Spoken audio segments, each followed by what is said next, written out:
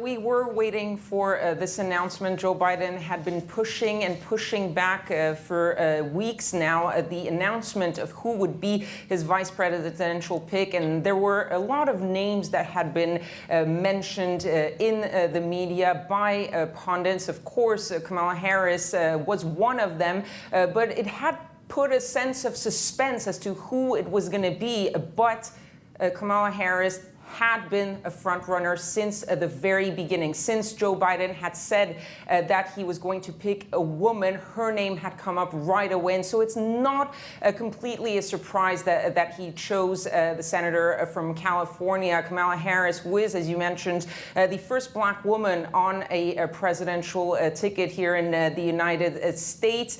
She is also someone that has been very close to Joe Biden for years now. They've had a very strong relationship in the past, especially because Kamala Harris had been a friend of Joe Biden's late son, Beau Biden. They had worked together while they were both state attorney generals. So there was a sense that Kamala Harris was linked to the Biden family even before this whole presidential campaign. But they also had their disagreements. And we saw that Kamala Harris, who was a presidential candidate earlier on this year, she was the one, the Democrat, that went after Joe Biden the hardest. Remember that first televised debate where she accused him pretty much of being with racist lawmakers back in the 70s when he opposed busing policies. And that was something that the team around Biden says he has held a grudge on. But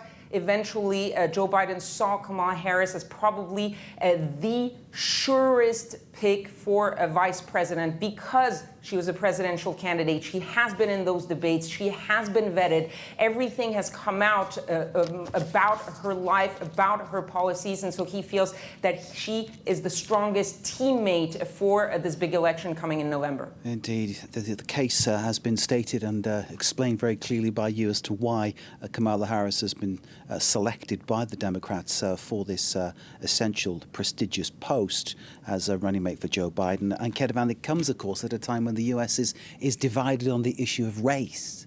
Yes, exactly. There's no surprise there because this is a pivotal moment for the United States. The racial reckoning in the country has been very strong in the past few months since the death of George Floyd at the hands of the police. And there was pressure on Joe Biden ever since pretty much he decided that he was going to pick a woman, but even more so after the death of George Floyd, there was pressure for him to pick at least a woman of color, but in recent weeks, even more pressure for him to pick a woman, a black woman. That came out with those letters. We saw letters of black male figures asking him to pick a black woman. We saw a letter from black female lawmakers asking him to pick a black woman. And that is twofold. One is that even though Joe Biden has a really big standing in the African-American community, it would have been seen a little bit as a slap in the face to the African-American community who really helped kickstart his campaign back in South Carolina if he had not picked a black woman. And then with this racial reckoning, it really made sense for Joe Biden to pick a black woman. And among the different candidates, there was also Susan Rice, there was Karen Bass, there was Val Demings, all very accomplished black women. Kamala Harris had the most experience and was the most known name across the country, and that is also important in a VP pick.